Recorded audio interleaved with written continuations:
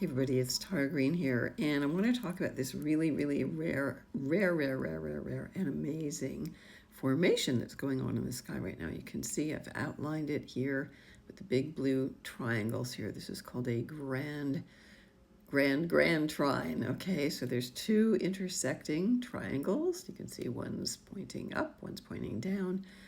Most people are associated with this with the Jewish star. It's a very ancient symbol of the balance of heaven and earth. So the upward pointing triangle represents the masculine archetypal triangle pointing up from the earth, and the downward pointing triangle is the feminine from the sky, the heavens, down to the earth.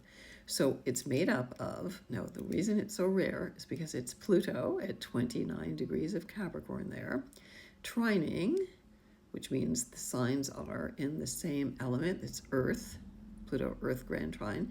Pluto's at the most critical anaretic degree to Uranus, up there in Taurus at 26, 27 degrees, and trining Vesta, the root word of investments. I named my cat Vesta, also at 29 degrees. So this is very special.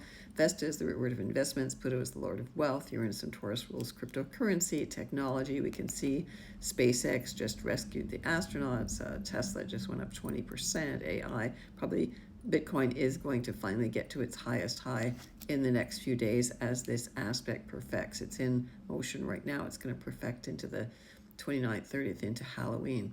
And then the other triangle is a water Grand Trine from Neptune at 27 degrees retrograde to Mars at 27 degrees of Cancer to Mercury at 20 degrees of Scorpio. That one's a bit wide, but again, this one's still, it's going to adjust. It's going to move in. Vesta is going to move into Libra on the 27th, but on the 28th. So this is it. Now, these aspects do not happen very often, especially with Pluto at that 29th degree. Is very rare and very special. So the balance of these earth and water elements, considered to be feminine elements as well. Vesta is opposite Neptune. There's a lot of other things going on here too, but mainly six-pointed star is a sense of, like in the tarot, the number 6 is called the Lovers, and the Lovers is the six-pointed star. It's at the center of the tree of life. Yes, it is associated with Gemini, so it's about those two polarities which they keep trying to erase. They've got people into negative opposing polarities, but that's not the real thing. The real thing is they're complementary, yin yang, black white, masculine, feminine polarities, guys. It's magnetism. It's the way the universe works. You cannot obliterate that basic structure. So what you want to do is to meditate. You want to pull in the earth and the water elements into your body. You want to look at where these 27, basically, I would say 27 and 29 degrees of earth and water signs fall in your charts, in which houses. But there is a meditation that you can do to imagine that from the earth you ground yourself, you go into your Pisces feet. The feet rules Pisces, and you ground yourself in the earth, and then you imagine that you're drawing that energy up into the cosmos. Okay, because also the great attractor is also here. Venus is on the great attractor at 11 degrees of Sagittarius. Vesta is around Spica. There's lots of other stars involved in here. But you want to draw in that earth element, and then you want to imagine that the whole vast sky, yes, there's comets and solar flares, and the sun is at its solar maximum. We're going to see tons of these solar flares. That energy, I had a wonderful healing session by a friend of mine in Turkey. She's actually a client of mine, doing this cosmogenesis kind of energy, and it was very, very cosmic. The galactic night was the word that came to me, and the Arcturians, they're one of the galactic groups that I am connected with. And it was really all about bringing in this energy. So you imagine that vast space, the great cosmos, 27 degrees Sagittarius, the great attractor, the great big black hole. Great attractor is at 11, 12 degrees of Sagittarius on the U.S. rising sign, another sign that they really knew what they were doing in terms of establishing that. Saturn there at 13 Pisces is squaring Jupiter and squaring Venus. So there's lots of other things going on here. Neptune and Pluto are in a very long sextile. Neptune and Uranus are in a sextile. Chiron and Jupiter in sextile. So the planets are all really, really supporting each other. Mars and Vesta are in sextile. Vesta and Mercury in sextile. So you can see they all go around. They're almost Mercury is sextiling Pluto. So all of this very big support. So you imagine that from the cosmos, space, spaciousness, the great dark void, that's the dark matter, the dark mother. That's what matters. She is the plenitude of everything. Her cosmic void, that's all that space, is full of potential.